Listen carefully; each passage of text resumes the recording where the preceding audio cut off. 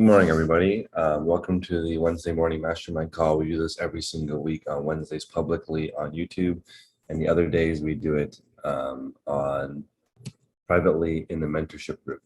So today's topic is, what are you working on specifically right now on reselling? And it's the beginning of the year, so everybody's working on something. I will share something with you guys. I have been timing myself doing everything.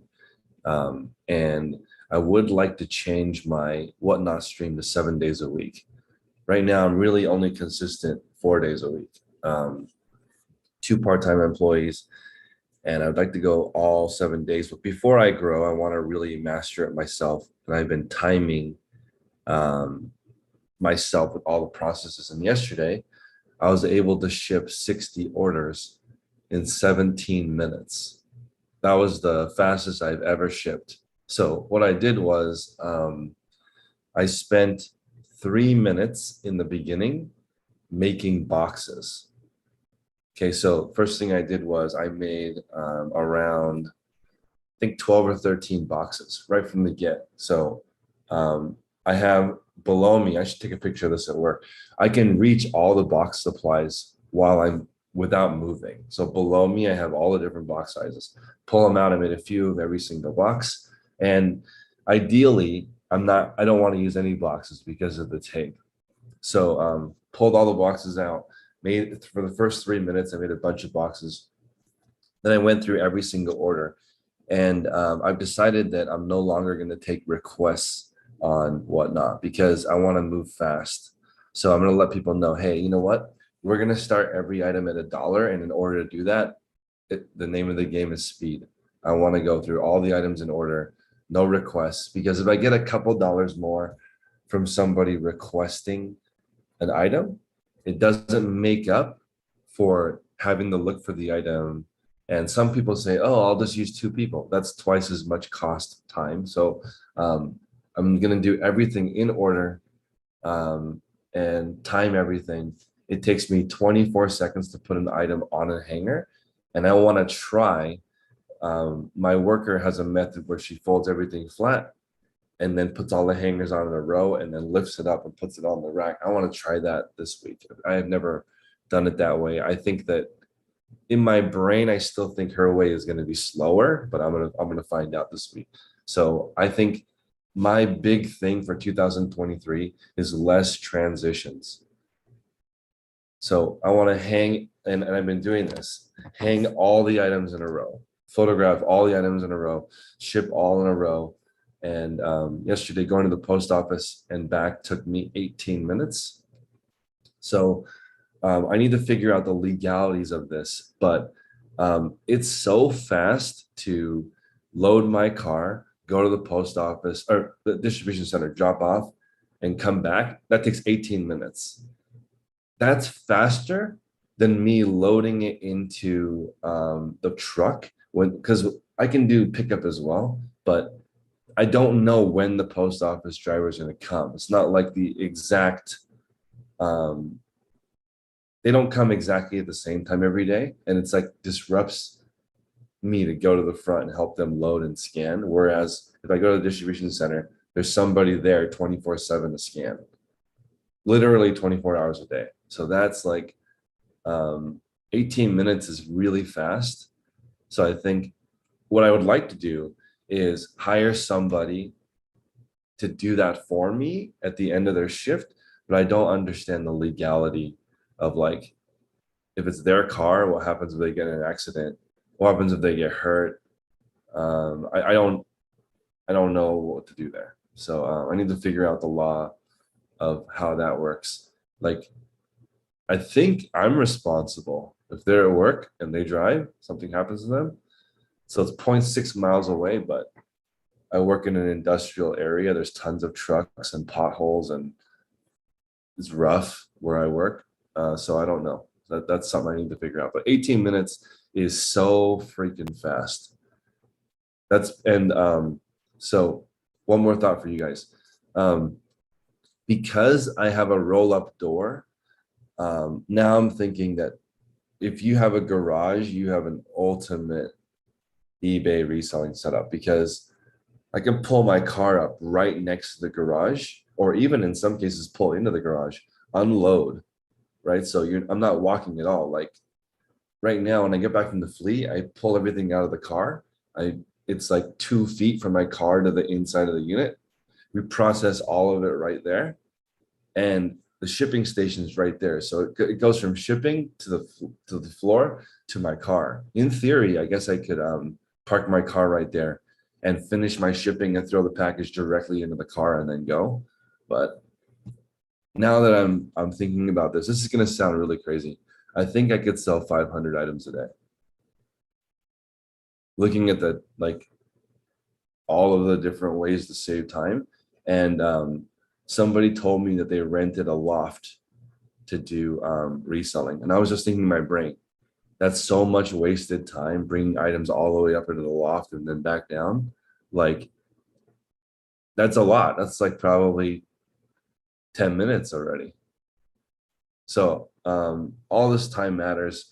And I was just thinking, dang, can you imagine taking less than 30 seconds per item to ship?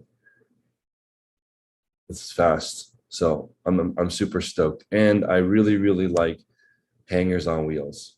So if I do get my eBay account back, I want part of my system to be like Tex, where he uses the racks.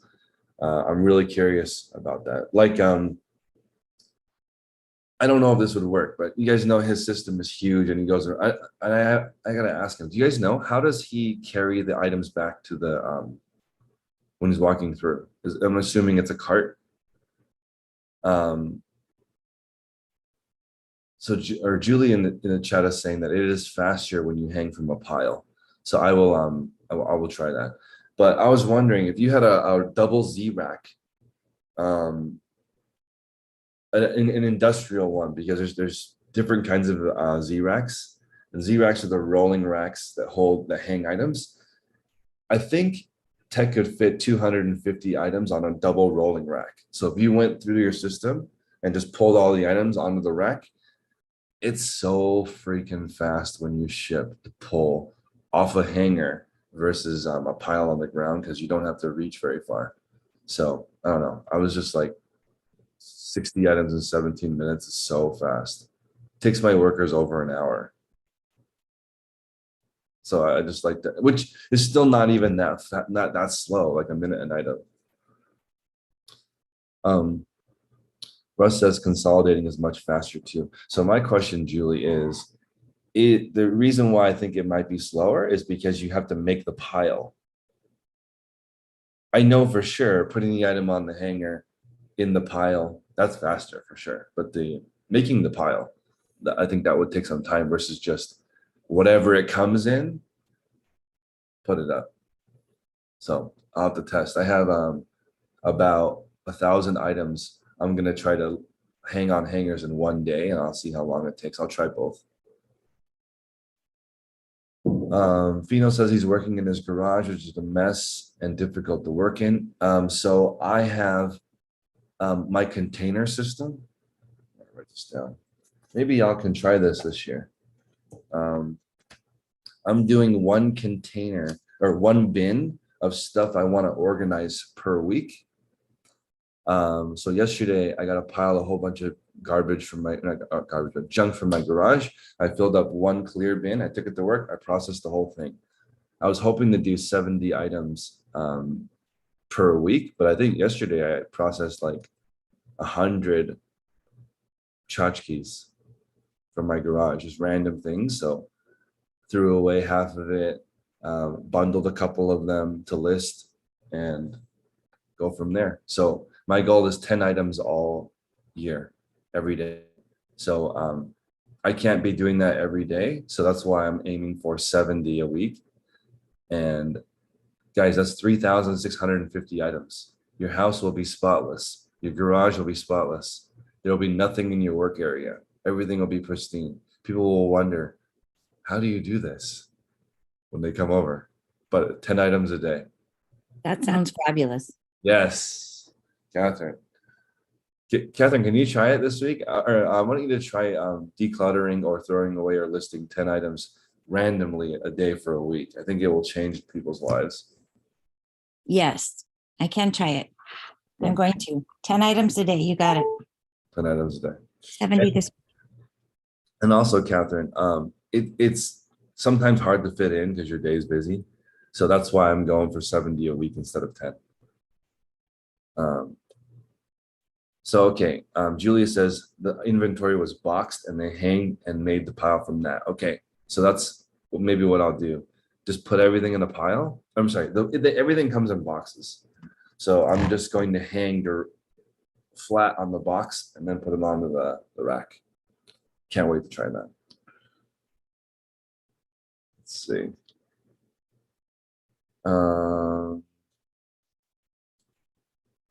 Max is working on more time sourcing. Let's see. So let me ask Pixie. Pixie, what are you working on right now? Oh, sorry to call on you. We can get. All right, there we go. So I changed to gray background. So I'm working on like doing that. And then I'm removing 3 old listings or dead listings a day. And then at the same time, I'm replacing them with an extra 3 listings to kind of like keep my store where I had it before. And then I've also rearranged my entire office to kind of streamline it and make it more efficient. What kind of changes on your office? Oh my gosh. I had like a work area that I just kind of put stuff on the floor in front of my cabinet where all my clothes are. And we bought a table and then everything just goes on the table instead of on the floor that comes in. And then I'm not picking it up off the floor, which has been helpful for my back. And then there's more room for my photographers to kind of move around where the photo area is. That just made me think about my desk. Does anybody hang their tape gun? Where does it live? Mine lives on a cabinet next to me and I have it like attached, so it can't go anywhere. I have to use it here. Okay. Jay says he can't find his. When I do, let's see. I think I want to hang my tape gun, and I have the additional tape behind me, and loading the tape gun's kind of, maybe I need to make a little thing. All of my workers struggle with loading the tape gun, because like I need to maybe make a little tutorial on it to make it faster, because sometimes it takes them like half an hour, even though it should take like 2 minutes or a minute. Danielle hangs on a pegboard. So lots of, Johnny says 4 of them live in a small tub. Because like, I don't know if you guys have ever accidentally had your tape gun touch the shipping label and it tears the shipping label, and now you got to reprint your shipping label. It'd just be nice if it hung somewhere. Also, guys, I know this is going to sound silly, but I bought new scissors. Life-changing. I know you can also sharpen scissors, but the ones I got from the dollar store served me well, but I got some decent scissors and that was a game changer. Fiskars. So I have a pair of Fiskars, but I think they're fabric scissors, and they cut amazing, but I don't want to use those because I feel like I'm hurting its feelings because it's supposed to be cutting fabric. So we use the crappy $1 scissors, and the Fiskars don't get used. But I think they make craft scissors also. Okay. Because I have some fabric ones that I want to only use for fabric. So Fino hangs everything on the station. The yardstick has Velcro. Yeah, I have.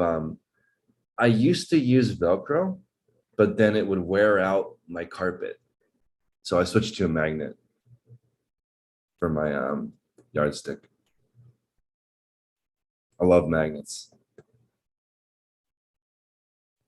Right, James? I don't want to hurt my scissors' feelings, so I only use it for its designated purpose. Magnets have been really useful for me as well. because the rolling rack, I don't know if you guys have noticed in my stream, I use a magnet to hold the item on the side of the rack. So the rack, we turn it so that the first piece is facing the item, and you would either have to hold the item, which is tiring for your arm, or when you hang it, it's the height is different depending on the height of the person. So now I have a magnet and it can be adjusted up and down on the rack. And also the magnet is better than a stud finder for finding a stud on the wall. So if you guys want to hang stuff, you can get a strong magnet and it will stick to the stud. And I use that to install my TV, which I don't watch, but that saved me $350 for installation. So get a strong magnet. Also, you didn't hear it from me, but you can use them to remove security tags if you get extra in liquidation. Or if you live in California, you're free $900 for shoplifting. So magnets are really useful, guys. Let's see. Oh, Johnny's joking about having lanyards for the tape gun. That would be funny. All seriousness though, a lanyard for your phone is great if you're taking pictures with your phone. A lanyard for your camera, either a wrist lanyard or a neck one, really useful. Stud finders are not accurate. I don't know how to use it. It's like approximate when you use a stud finder, but a magnet is like right on the money. You have to go from both sides with a stud finder and then mark it in the middle. I know. Because it catches the edge, so you got to come from the left and then come from the right. I know. I gotta show the marks on my wall behind my TV, man. I went to Home Depot. I bought 3 different stud finders because I'm like, I don't have time to test if it works or not. So went home. All of them did not. They're like approximate. I'm like, I can't be drilling holes in the wall. But then my wife, as usual, she's like, there's got to be a better way. So we watched like 10 YouTube videos, and one video that doesn't have that many views, a guy used a really strong magnet, and it was amazing. Bill is sourcing at a clothing expo today. Bill, my one of my workers ran a clothing store. She was the buyer, and she sourced clothing 1 year ahead of time. So she was like, I buy clothing for next year. Pray to God it's the right stuff. It takes a year to fulfill clothing orders usually.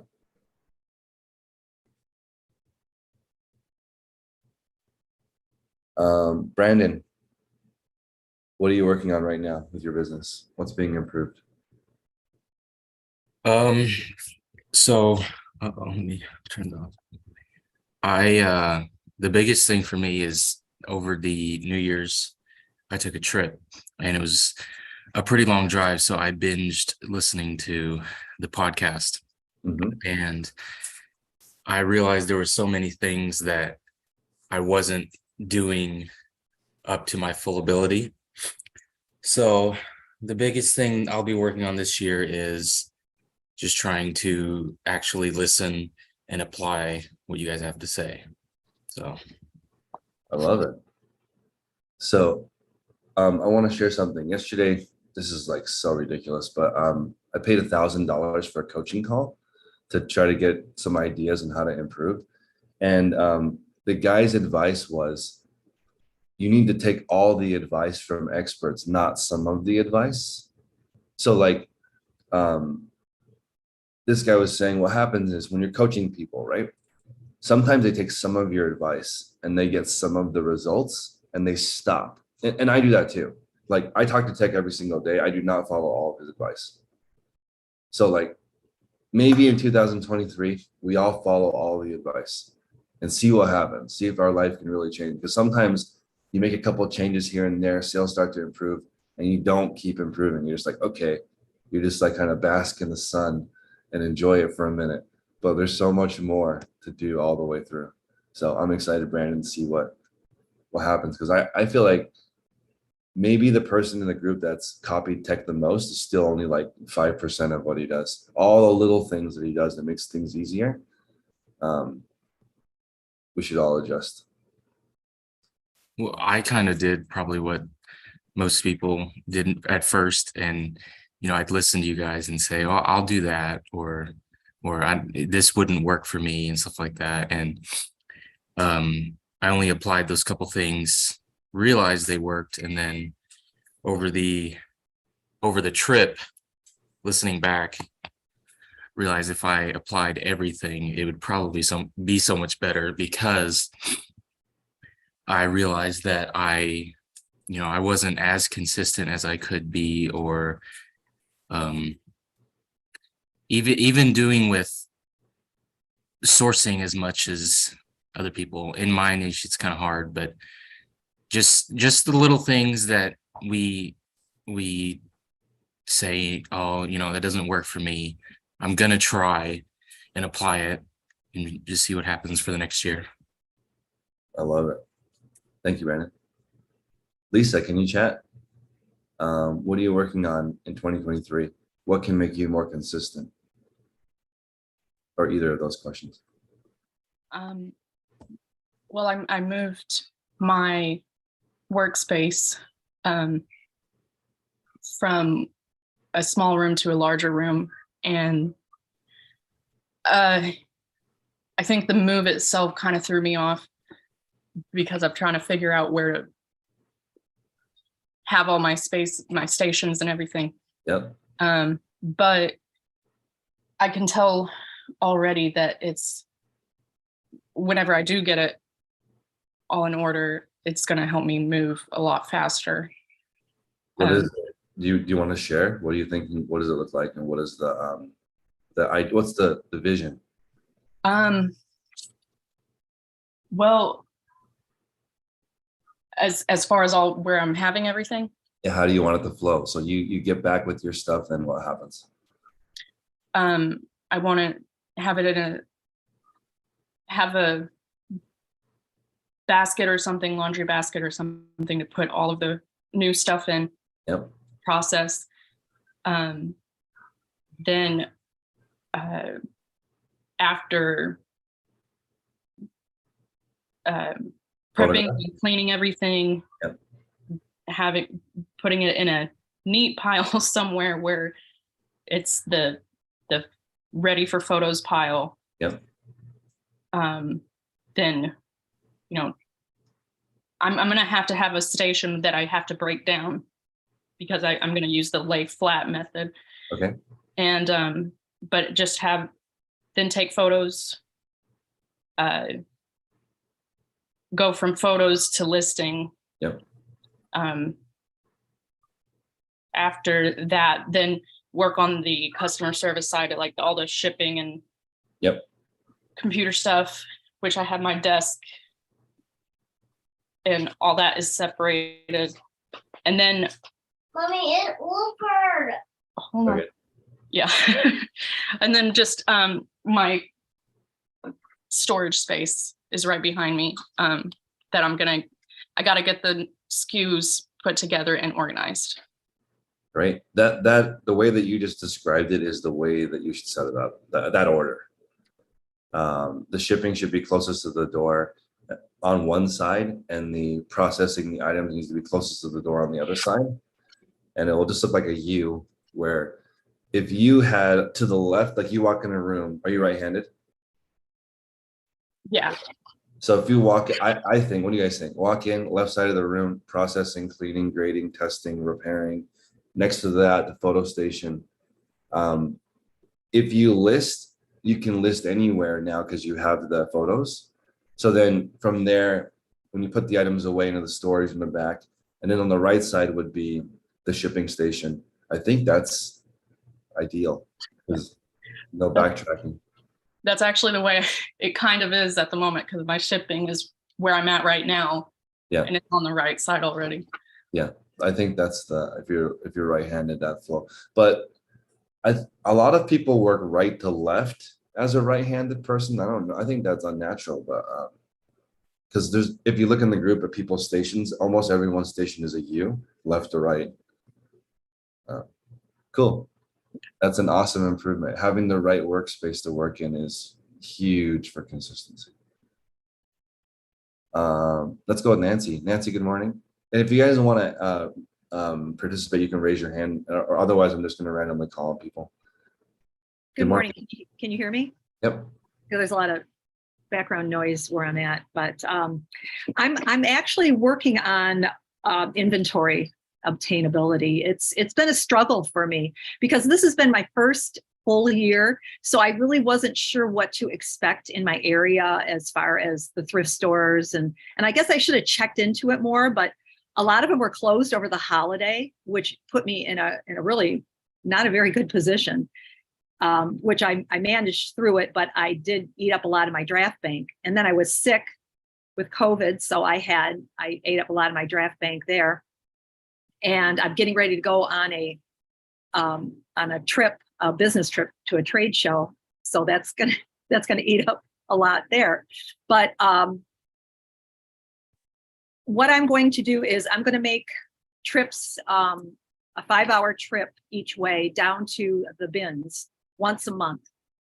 And I'm working on some other sources for inventory other than the thrifts. I'll always do the thrifts, but I think they're just going to kind of be, when I can get to them and have bigger sources for inventory, because I just can't stand scrambling. I like the idea. You mentioned somebody that had a year's worth of inventory ahead of time. That's a dream of mine. Yeah. I would love to have that much inventory, but I'm getting there. It's just knowing what the limitations are and working with that and around that, and just going through different plans. But, Where are your bins, Nancy? I'm in the Upper Peninsula of Michigan. The bins are in Grand Rapids area, Detroit area. Because I was thinking the same thing. Once a month, I have to drive 4 hours to the bins. And if I do it once a month, I can handle that a little bit better than trying to get there more often. Yeah, I'm going down there next week. I'm flying out of Grand Rapids for my trade show. And I'm going down a couple days ahead of time just to source. So, it's just making a plan. There's limitations in my area. I didn't realize that the thrift stores were closed between the holidays. And when they are open, they're only open like from 10 to 4 or 11 to 4, 3 days a week, 4 days a week. We have Goodwills, but they're so expensive. They're very cost prohibitive. And I like to go to the bag stores, the church stores, that where you buy it like, a couple dollars a bag, or by donation. So, or the bins. And I'm working on a couple bulk situations. So it's coming along, but that's my biggest challenge. Okay. So everyone in the group, how about for 2023, we make a goal of listing all the different sourcing opportunities within 4 hours of where you live? I think this is a really good idea to have, because here where I live, there's 210 thrift stores within 2 hours of where I live, and the 5 Goodwill bins. So, but you want to figure out which ones work, because like if Goodwill is too expensive in your area, you do want to also check all the Salvation, all of the mom and pop shops, and a lot of them aren't listed. Like you have to look on Yelp or wherever to try to Google to try to find mom and pop stores, and you want to find the ones that suck at advertising. Those are the best ones because no one can find them, and just like a poor listing, no one can find it. That's the best store to go to because you have more leverage. If you guys know, Goodwill's like a real estate company. Those where I live have ridiculous locations, so they can overcharge. They can charge $20 for a sweater because their location's insane. So many people go to it. So I think 4-hour radius for everyone. And I feel safer with 8 to 10 suppliers because you just never know what's going to happen. So Tom says they are the McDonald's of thrifts. I know. So this made me wonder about preparation. So Saturday, was Saturday New Year's Eve? I think so. Was the wettest day since 1864 here. Okay, like if you guys watched the news in San Francisco, people were rafting in the streets. It's like really silly that 5 inches of rain shut down the city. So anyway, today is supposed to be way worse. So yesterday I went to the grocery store. It was like the pandemic. Every single piece of food was sold out. It wasn't like that since March 15, 2020. I remember because I was at home and I watched Trump say, we're going to shut down. So I went to the grocery store like every single other person in my neighborhood, and there was nothing left. That happened yesterday again. But it made me wonder, all of us need to do a little bit of prep for anything. Like, I was like, dang, if it ends up being a catastrophe and everything floods, there will not be food for a little bit. I have ramen for 2 months. That's a good idea. I need to get back on my bug out prep. That makes me happy. So Gabby dug a trench in the backyard. Yeah, I think it's going to be ridiculous today, but we'll see. Even my storage unit set up. What are those things called? Are they sandbags? Whatever those big things are to put in front of the unit. They want to put one of those things in front of every single person's unit.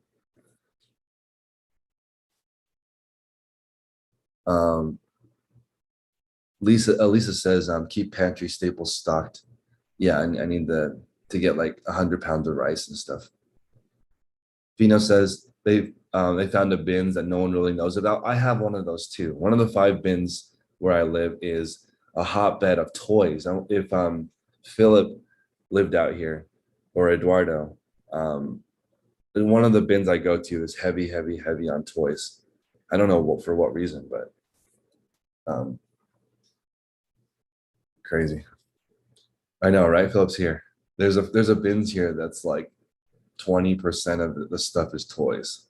So and if people in the Bay Area are listening, they could figure it out. It's the worst bins location ever. It's dirty, it's smelly, has never been updated in 50 years. But no one goes there. No one goes there. So it's interesting. And the one in Sacramento, which is brand new state-of-the-art facility, that one is so packed, it's unbearable. Then when they bring out the things, it's like Shark Tank. It's so wild. Let's go with Brian. Brian, what are you working on right now? We're at this exact second shipping internationally, but in the bigger sense, 2023, we talked about this Monday. I was thinking, like, what are just a couple of, I was trying to use the one thing filter. Like, okay, what's the one thing that if I do makes everything else easier or unnecessary? Then I'm kind of thinking about the keys for success, and I think consistency is the #1 key. So Absolutely. So my goal for this year is to list 365 days, not 5 days a week, not 6 days a week. Hopefully get that done in 5 days a week. Right. And so thinking about that, then I have to ask myself, well, what have been my roadblocks? And then I realized, I keep coming back to 10X and Grant Cardone, and like watching him on Undercover Billionaire. The thing that stands out to me about him the most is like energy, this massive energy. Yep. I don't have massive energy. I'm like, well, what would help me get more energy? And I know it's diet and lifestyle. So I'm also coupling it with like a Whole30 diet, trying to get better sleep. All the things that I know that I've done in the past periodically that work to improve my energy so that I can then hit that. And then, you know, fitness kind of comes into that too. And just a couple simple things. So consistency, and then tying in health that will allow me to do that. And it's been working. Like yesterday, I sourced for 6 or 7 hours. I had the Prius loaded up, came back, got all my listings done, and I was done at like 4:30, which I don't think I could have done that in the past. So I'm just consistency. I think if you tackle too many things at once, you're going to get negligent results. For sure. I love that. I think we all need that staple to our refrigerators. Like being consistent is huge. Yesterday I interviewed a lady, and she was the manager at a store called Urban Remedy, and it's like it's like they sell like $17 salads. It's very expensive. And I'm just now thinking, okay, whoever I'm hiring, are they consistent? So she had worked at this job for 7 years, and that is so freaking rare, guys, to find people who've kept their job for 7 years, and they went out of business last month. So Well- I'm like, perfect. This person demonstrated 7 years of consistency. Do you think, because you mentioned it was like a health food place, do you think it was due to the health, the lifestyle and the diet? So get how crazy this is.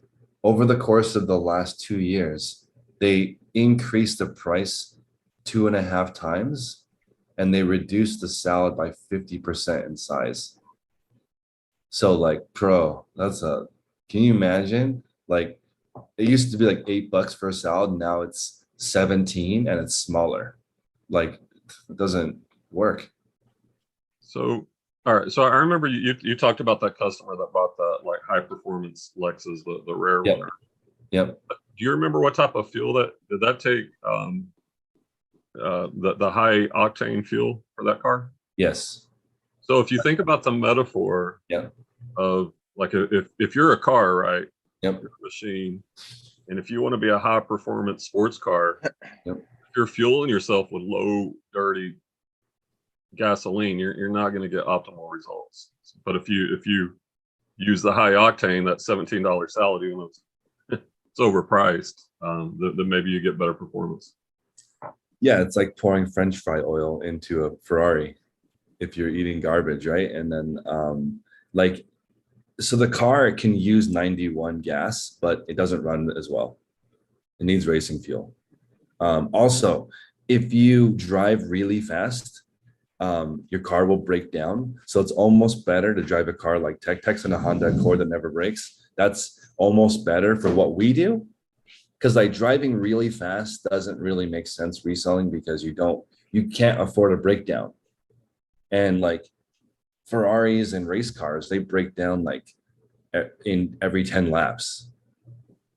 Yeah, you So, want like, a Toyota Camry or a Honda Accord, something that's Yeah. reliable. and you want, drive it like 60 miles an hour, 24 hours a day. That's actually, I'm pretty sure in a like a distance competition, a Honda Accord would crush any supercar. For sure. Like what car can drive the furthest distance? Probably a Honda Accord or Toyota Camry. Do you think, I don't know, I'm just kind of running with this metaphor. Do you think, thinking about resellers as cars, and that could be a question, like what car are you as a reseller? But like, do you think some resellers are looking for the big showy, like the jacked up pickup truck that looks great, like it's 8 miles a gallon, or the Lambo? They're looking for those easy buttons, those showy cars, and they don't want the Camry, they don't want the Accord. That makes me laugh, Brian, because Tech was saying when he played baseball, people would come with like brand new Jordan cleats, brand new Jordan hat, brand new Ray-Ban sunglasses, top of the line gear, but then they suck. But you just you don't want to come, like if you go to like a pickup game wearing all brand new stuff, you just look like an idiot. And then people are going to especially try to dunk on you. Like it just doesn't. Yeah, but definitely there's people who are lifted trucks in the reselling community and look. I mean, I'm guilty of that too. I want all the state of the art stuff, but it's not necessary and it breaks down. Ronaldo, do you have some feedback or just unmuted? I'm sorry. Oh, you are good. Yeah. Yeah, Brian, that's such a good analogy. And Mandy is saying diesel might beat them all. I think so. Diesel is probably not as practical as gas, as far as like there's more gas stations available, but diesels are designed like for inclement weather, for like high performance running all day. Like most trucks are diesel and they drive 1,000,000 miles and most cars don't last that long. My VW is diesel. My Yeah, Jetta. you get Audis now that are diesel too, that are SUVs. It's awesome. Yeah. Yeah, So diesel. are you saying that if you eat cookies, like you're gonna suck at reselling? If no, just someone that eats clean should be able to have more energy longer. You can have a cookie though. Some people have a cookie after every successful listing. I'm fine with that as long as you're okay with the results of that. Gotcha. That's why I don't like tying positive results to listing, because like for a while I would do that. Like every 20 listings, I could eat a cookie.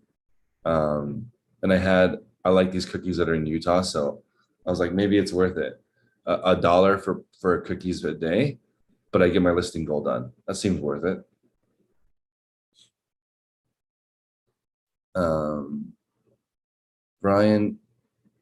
Brian says Grant Cardone talks about the fact we have renewable energy. Is that Scientology talking? What are we No. talking about? Well, no, Renewable. and they talk about this also in the one thing. Like they've done studies on this with judges. Like you only have so much like willpower in your brain each morning. When you wake up, you're recharged, right? And so that's when you should do, you know, in each critical thinking, each decision you have to make kind of decreases that over time. When you refuel, it comes up a little bit, but doesn't fully recharge. That's why at the end of the day, like if you're making a lot of decisions, you don't want to figure out what's for dinner. You don't want to make those tough decisions. You don't want to decide if you're going to go to the gym. That's why you have to manipulate your energy. You got your gym bag in the car. We don't have to think about it. So I was just running with that metaphor a little bit further. If we can't recharge our battery every day, you know, and the different things we can do to keep that battery higher, then I don't know, maybe we need to be like just think of the Tesla, something you can plug in and recharge and go. I don't know. I might be pushing it, but No, I really like that metaphor. Yeah, I think we all do need to recharge. Like, and you need to have something to look forward to. Like like people who want to spend time with their kids, or they want to go hunting on the weekend, or they want to go on vacation, or they want to pay for their $1,000 a month sports car, they're motivated. And then they know that they need to rest, otherwise you can't keep up that pace. Grant Cardone, when I didn't meet him, but I went to an event with him. He's in his 60s and he is like jacked up on life. He is so freaking, appears to be very happy, very high energy, walks around, shakes everyone's hand. He took his shirt off on stage, which is kind of silly, but like to have that kind of energy in your 60s is amazing. Tony Robbins too. Those two guys. Think about Tuck on the treadmill on the calls, like just crushing it on the steps. It's like, yeah, he's doing everything. Seems like that's a common denominator with very high performers, is they have a big energy cell. Yep. And then to contrast that with Gary Vee, he looked super pale and like he hasn't slept in a week. And I'm sure that a lot of these guys, it's brutal because flying around everywhere, so many meetings, and they're doing 50 years of work every year, these kind of people. I don't know why Gary Vee looks like that, but he's looked like that for a long time. Like he just looks beat down. But Grant Cardone does not look beat down. If you look at him, like when I listened to him in 2010, there were 4,000 modules on the training. He recorded all of them. I'm like, what? Every single video is Grant Cardone? Because like a lot of people will do like 2 videos and then everything else is another trainer. Not that guy. He recorded like every single module was him talking, full energy. But I think that high energy thing, Brian, is a really, really good thing because I think my energy level is a 10 too. Yeah, I think it's definitely one of the big keys. It's going to help me stay consistent, because in the past, like I think when I'm not consistent, it's because I'm groggy or tired or want to take a nap, or you know, just not optimized. But like since already the few changes, like yesterday I did a lot and I finished early. So I don't know. We should try to charge ourselves. And like what Isaiah was saying, like at his age, yeah, you can run off that cruddy fuel. but over time, your cells, your mitochondria, you know, if you keep doing that, they're not going to be as plentiful or producing the same charge. It'll catch up to you eventually. Yeah, I think exercise and getting it out and being mentally and physically active all day is, I think that's how you do it. I really, really love it. Matt, what's up? On that topic, I think like even though we're up, we're taking pictures and we're doing stuff in front of the computer, the more we can move, the higher the energy goes too. And that's where that battery level stays high. Whatever it is, if you do 20 jumping jacks for every half an hour or something, it'll just like recharge you instead of slowing down. I think that's a great idea. Like Tech's doing like 20 to 50,000 steps a day, and he's mixing it up in between workouts. And I think all of it matters. Stretching, walking, getting a little sun. I'm trying to do 10 minutes a day outside all year. That's one of my activity goals per day. But like stretching, exercising, it improves your posture and improves how much work you can get done each day. It's huge, Matt. I think that the focus on staying active all day is huge. Michelle says use it or lose it. Fino has a high energy dog, so he's forced to get out and walk every day. That's one great part of a dog. I really, really enjoyed walking when I dog sit. I love walking dogs. It's really fun. It's the other part of the dog that I don't enjoy as much because I want to spend that time with family or whatever. But the walking the dog part, I love walking the dog like 2 or 3 times a day. Also, like yesterday, I had to go to, or I was going to go to my, I have one tenant, and yesterday she smelled gas, which is kind of scary. And I didn't know what you were supposed to do, but apparently you can just call the electric company and they'll come check it out. And they did that and fixed it. The wind caused the pilot light to go out or something, and they fixed it. But learn something every day, and that happened in the middle of the night. I think that's I think the biggest takeaway from tech and this group is that you never know what's going to throw you off your game, what setback will happen, family, health. So you just need to have really high energy and lots of backup plans to get it back on track, because life doesn't stop. Linda said the dog is family, and that is true. I think of the all the stuff that you do to take care of a dog, and I don't think about the benefits as much. I was just thinking, like, I would want to spend at least an hour a day with my dog. So that's Spend an hour dedicated to my dog, but my dog is all like, I work from home, so like, yeah, he gets lots of attention. He's on the screen all the time, but yeah, see your dog. it definitely is good to calm your nerves. Yeah, I think so. Yeah, I was thinking $1 or it's $1 an hour. It's probably more than $1 to own a dog a day. But the 1 hour a day with the dog would be fun for me. Yeah, Mandy's dog is big. I like big dogs. I like golden retrievers. There's a lot. The trend in my area is the Burmese, lots of Burmese and Burmese mixes. Burmese poodle, Burma doodle. I think that's what it is. Lots of those here. But also for energy, lots of people are energized by pets. So if you get more energy from a pet, I say go for it. My sister has a sheepadoodle, and it's like a giant Muppet. It has no idea what to do with its long legs. It's ridiculous, but he's very gentle, but he's like a giant Muppet. I like big dogs. Little dogs are okay. There's different.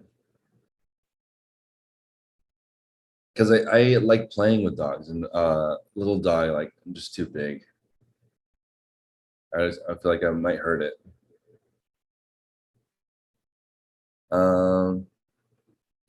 Let's go with Sally. Sally, good morning. What are you working on right now? You look very tranquil. Success breeds tranquility. Hmm. I'm in a really interesting spot. It's been rough the last year trying to find my spot and trying to find out how to succeed. And right now I'm up to listing 8 because I backed way back until I could do it right at 5, right at 6. Now I'm in negative nirvana. I think I'm actually selling Ooh. more than I'm listing. I'm not getting complaints. I'm not getting too many returns, no INADs. And so now what I'm doing is, and my average sale price, although it's dipping a little bit because I'm listing summer things, is still hanging in there. So what I'm doing is trying to build a bank of 2 weeks, and then I'm going to gradually up it. I'd like to get to 15 in the next 3 months. 15 done well. And when I get to negative nirvana there, so to get there, I'm videoing myself doing photo and listing and organization and trying to keep a log. For me, if I can look back at my day and see in writing what I've done with my time, that's where I find where I have holes in my system. But yeah, success breeds tranquility. I love it. That's probably the highest form of success is peace of mind and tranquility when you're not worried about anything. And when you're super prepared and you know your system. And I don't have a term for negative nirvana, but everyone here can. I don't know what it is. How do you call it? If you're at nirvana, it's when you sell as many as you list. Yeah. So you maintain. Yeah. So I think it must be negative if you decrease your store size with Yeah, your current listing. that should happen to most people.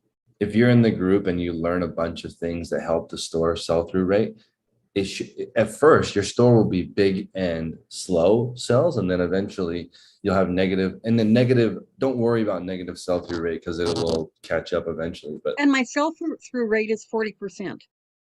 Julie says reseller utopia. Yeah, that's good. And my sell-through is 40%. I want to give a shout out to Isaiah, which is, I cannot tell you the value of this group. Yesterday, he took the time on his shoe call for me to go through about 30 pairs of shoes that I had randomly picked up. Yep. And did it as part of a learning experience. So why did I pick it up? Why should I have picked it up? Why should I have not picked it up? And it brought me to the conclusion that I'm going to do comfort shoes and stuff I know. But because one pair of Nikes is worth $8 and another pair is worth $800. Yep. I'm not going to take the time to anyway. I really want to tell him how much I appreciated and Mina. Mina was right there pitching in too, and everybody was. So support. That's another reason for peace of mind. Somebody's got me.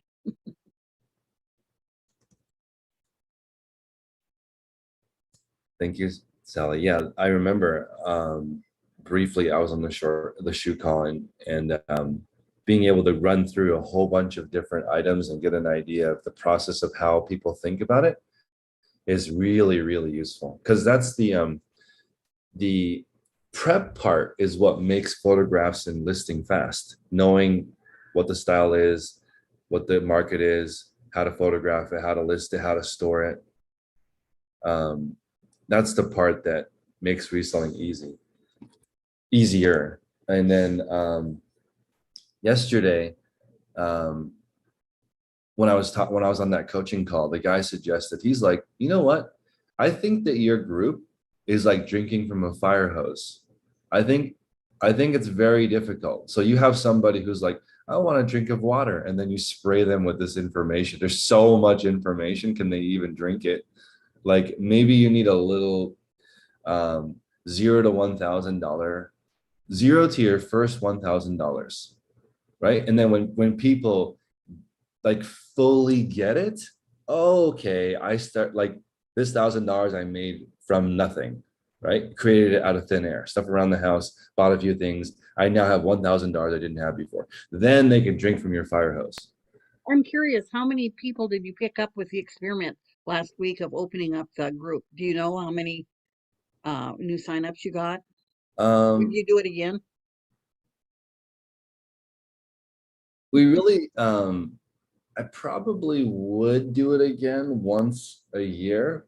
I think maybe 10 or 15 people, new people join, but that's only slightly more than people who normally join. The reason I like doing it is because I just made an explainer video for the group, and I'm going to put it up in the document for people to watch. Me explaining the group takes 26 minutes. That's how much stuff is in the group. It's like actually very hard to digest. Like it's the elevator pitch is not possible. There's too many features to it. There's so much stuff in it. So I think that somehow I need to demonstrate to everyone all the different stuff in the group, because it's like it's around 25 hours a week of information that's relevant and right now. So like people doing it right now, full-time people talking about it. So you can't digest that.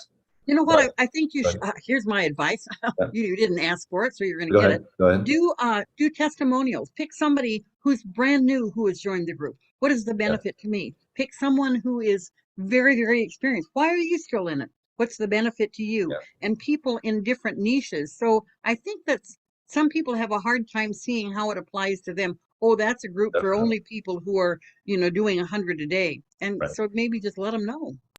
No, I agree with you, Sally.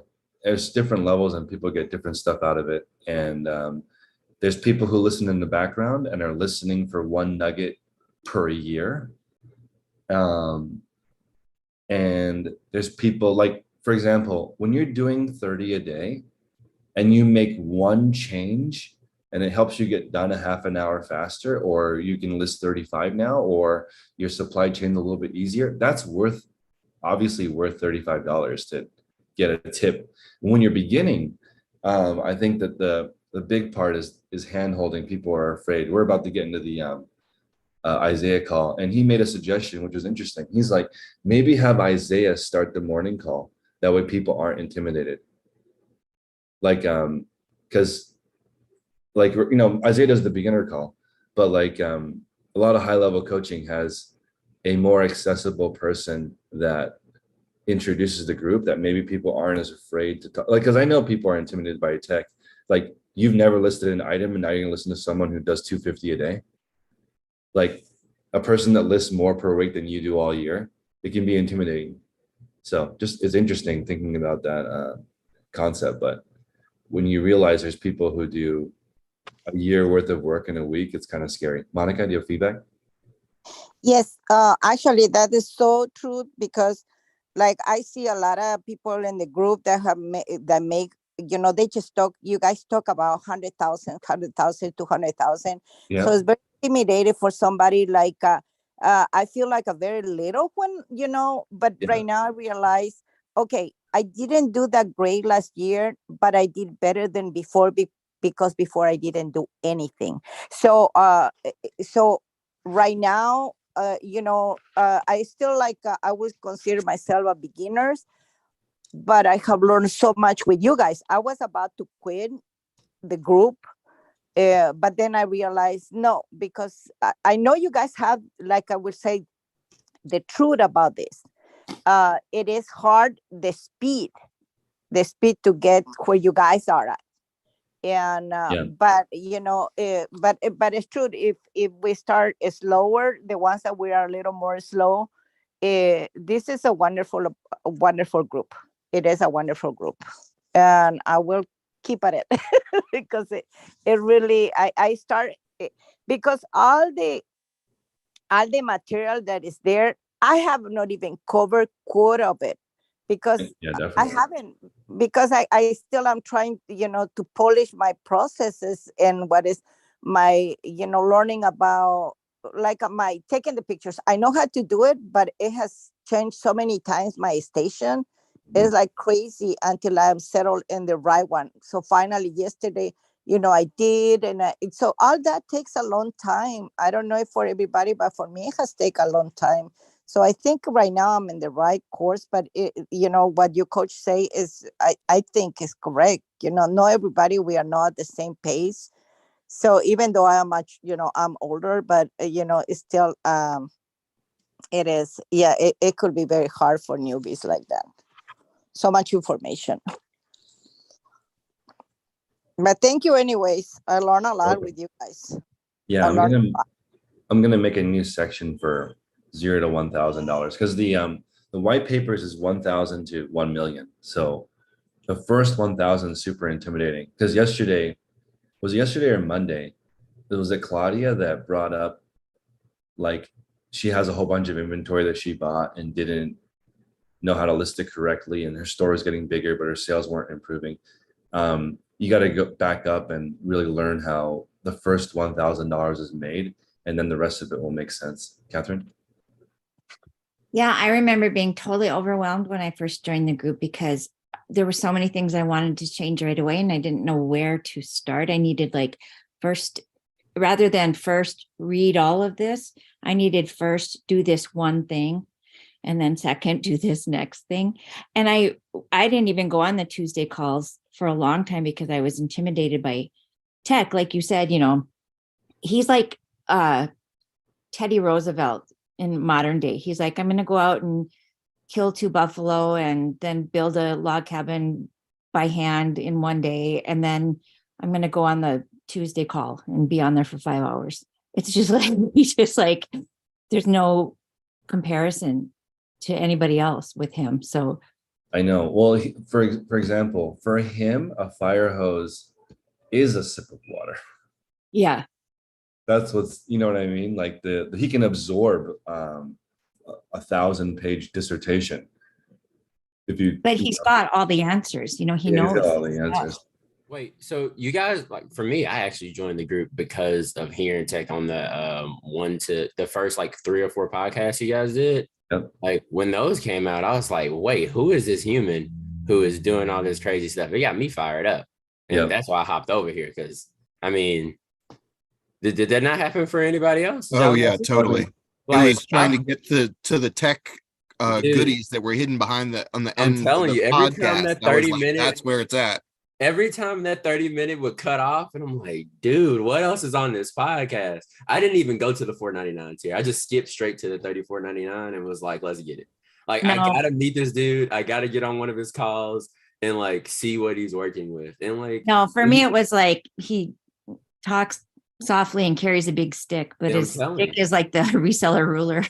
Yeah, he's like, I was totally intimidated. He's like, and then you meet him and you're like, this dude is so real. Like he's just straight up real, 100%. And I don't know, it's been great. It's been great. I think tech has made me hundreds of thousands of dollars since I've known him. I know. I think we were in the shoe call. We were talking to Nina. I think I could attribute like $50,000 in sales last year to her. And if you go for tech, I think it's like 300,000 at least. Like when I first joined in December, I was doing like 2K in sales, and the next month I was at 6K. So I don't know. I feel like you can hop in here with tech and get the sauce from him, and you'll still be great. Like you can, like, dude, it's crazy. And then we have all the niche coaches as well, like just to make it so that if you have specific knowledge you need, you can get that. It's crazy. I don't know. That's all. Yeah, it's interesting because that most people join because of the YouTube channel, but for way different reasons. So, but who is this guy and how is he able to do that? And is that real? Like when I first heard of him, I thought tech was 3 people. But it's not, it's one person. And I didn't even know what he was doing. I was like, that's not one person, that's 3 people. He's just a person that works, man. I know. He's got it all organized. Mandy, did you have feedback? Maybe not.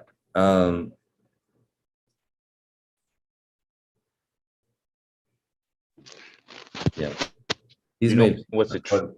Go ahead, Ron. Oh, sorry guys. I was gonna say, what's the trip is all this stuff that everybody's saying about tech, and everybody's just like, I joined because like all the stuff we're saying.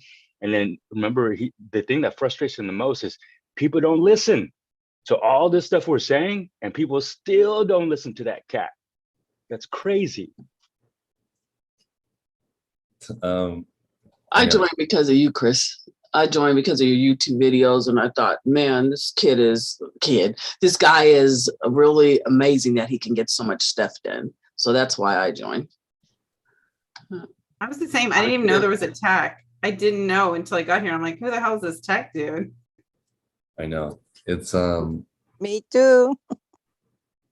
yeah, it's interesting thinking about the like I'm definitely up millions of dollars since meeting him. So like it's a very odd like I guess it's just not that often where you meet people that have the fire hose turned all the way on. So that's not common. How many people do you guys know that are like that? The fire hose is turned on all the way, all the time, 24 hours a day. That's very odd. So like meeting someone like that, you might be just a trickle out of the garden hose, right? And that's fine, but then you're gonna definitely turn it up a little bit when you're in this group or when you listen to tech, because that's so freaking different. Katie Treasures, what's up? Good morning. We'd just like to say thank you very much, Chris, for doing that free thing. You know, we knew we wanted to join. We were planning on it the first of this year.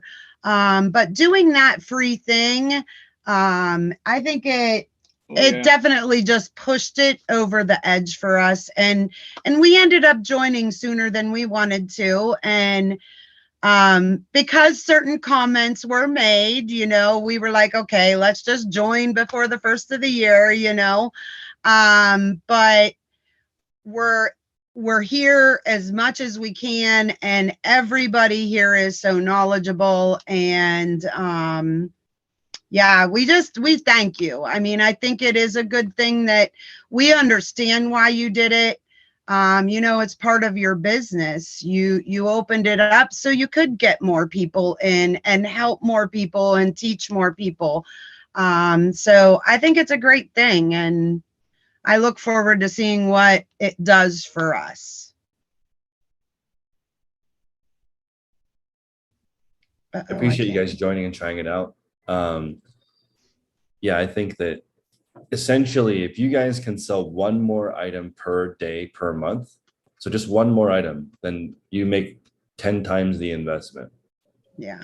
So the idea is everyone every single month can sell at least one more item per month. So over the course of a year, you're making 100 times what you paid for the group. It's different because like I have different systems and tech has different systems. It's like yin and yang. You got to have different concepts to have the you got to have squirrel and whatever tech is contrasting it so that you can fully understand. And then of course over the last 2 years I've implemented 10% of what he said. So we got I guess 18 more years. It takes me a long time to learn. I'm a slow learner. I know at first we only joined at the monthly fee, and then we realized that we couldn't get certain things. So you might have noticed that we went ahead and paid for the whole year because we were like, wait, we want all this that they're talking about and we didn't get it. So thank you for everything. You got it.